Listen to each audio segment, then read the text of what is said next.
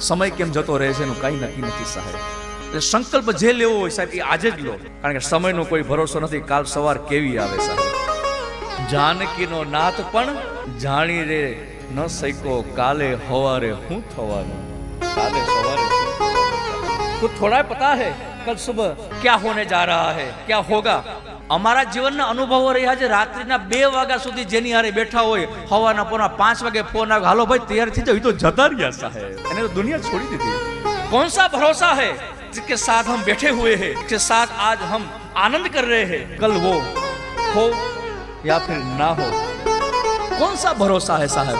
એટલે જ આપણા મહાપુરુષ કહે છે કે આ જગતમાં જ્ઞાની ભક્ત એ છે જે વર્તમાનમાં જીવે છે સાહેબ. બહુ ભૂતકાળ ને બહુ ભવિષ્યકાળમાં ન રહેવું.